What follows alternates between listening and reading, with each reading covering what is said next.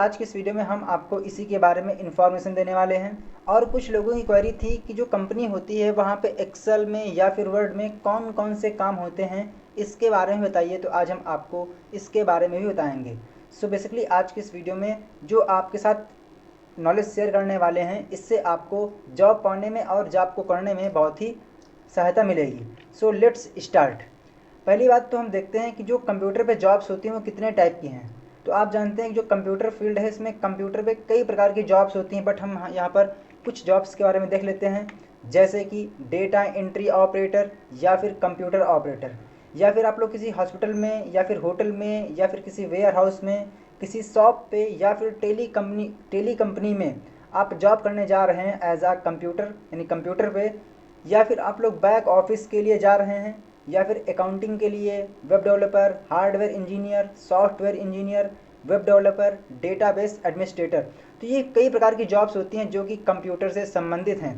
तो बेसिकली आज की इस वीडियो में हम लोग सिर्फ और सिर्फ जो पहली तीन हैं, data entry, computer operator, back office या फिर जो अकाउंटिंग की जॉब्स होती हैं, उसके लिए आपको कौन सा बेसिक नॉलेज होना चाहिए।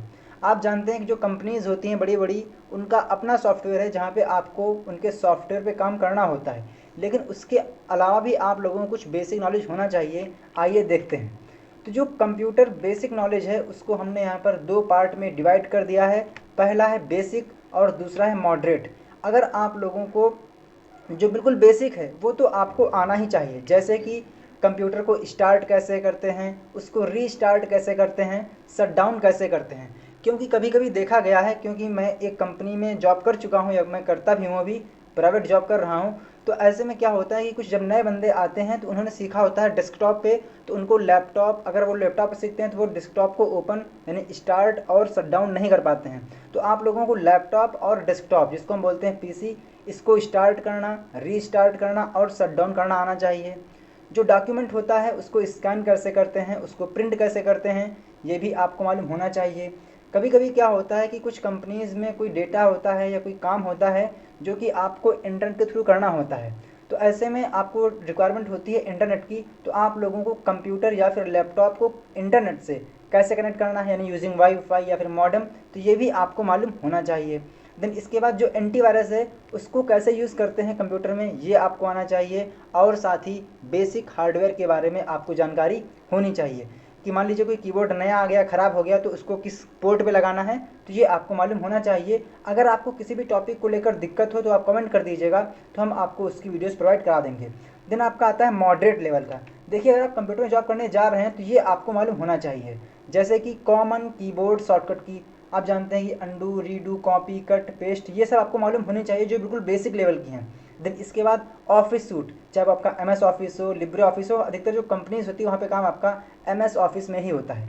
देन इसके बाद इंटरनेट बेसिक्स के बारे में जानकारी होनी चाहिए। हम बात करेंगे इसके बारे में कि ऑफिस सूट के अंदर आपको कौन कौन सॉफ्टवेयर को ऑपरेट करना आना चाहिए, इंटरनेट पे कौन कौन से काम होते हैं, और साथ ही जो टाइपिंग है ये बहुत ही ज़रूरी होती है आपको जॉब दिलाने में।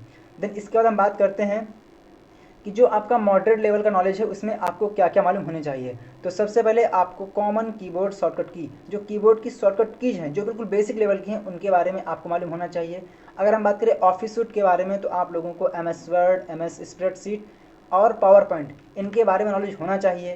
देन इसके बाद इंटरनेट बेसिक्स में आप लोगों को ईमेल कम्युनिकेशन, कि ईमेल को सेंड कैसे करते हैं, रिसीव कैसे करते हैं, जो फाइल्स हैं उनको डाउनलोड कैसे करते हैं, अपलोड कैसे करते हैं, ऑनलाइन पेमेंट कैसे करते हैं, ये आपको मालूम होना चाहिए। और साथ ही जो टाइपिंग है वो आपको अगर हिंदी की नहीं आती तो कोई बात नहीं, लेकिन जो इंग्लिश के वो कंपलसरी है। और जो कंपनीज़ हैं वो 40 वर्ड पर मिनट की रिक्वायरमेंट करती हैं, लेकिन आपकी कम से कम 30 की होनी चाहिए स्टार्टिंग में। कुछ कंपनीज़ हिंदी में डिमांड करती हैं, तो उस केस में आप लोगों को जो डिमांड है वो 35 वर्ड पर मिनट की होती है, लेकिन आप लोगों को 25 के समथिंग आनी चाहिए कम से कम हिंदी में। देन इसके बाद हम बात कर लेते हैं कि अगर आप लोगों को ऑफिस सूट में वर्ड, स्प्रेडशीट, पावर पॉइंट का नॉलेज नहीं है, तो ऐसे में आप लोगों को एम एस वर्ड और स्प्रेडशीट